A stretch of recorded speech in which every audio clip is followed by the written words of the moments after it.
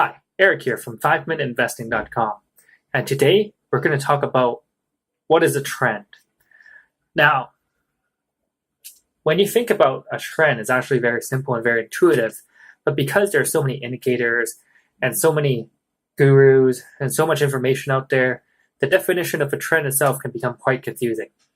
So, a trend is very simple.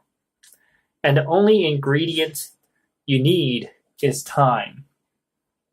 Okay? Time. And you have price, the price of something. It doesn't need to be a stock. It can be real estate, stock, car, the price of an iPhone, basically anything.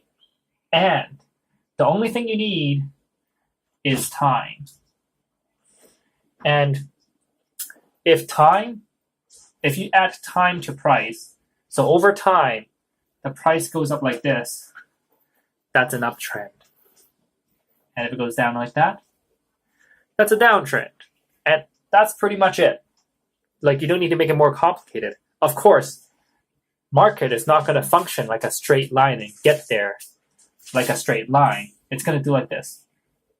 There's some fluctuations. But over time, you see the trend. And that's why it's very important to invest with the trend, because time is in your favor. So I'm sure you heard of the saying, the trend is your best friend, or the trend can make you or break you, or whatever other trend saying there are. But essentially, you're trading with time. And the more time you have on your side, the more profitable you are. Of course, if you choose a downward trend, then time is against you. And I have a separate video talking about restructuring and so on and so forth. But if you're trading against a trend, time is against you.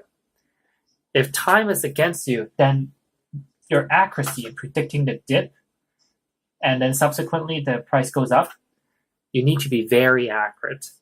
And even if you use AI, which is artificial intelligence, you can only get to a certain degree of accuracy, and then you need to reprogram the computer to recognize these patterns very often. So always trade with the trend, and time will work in your favor.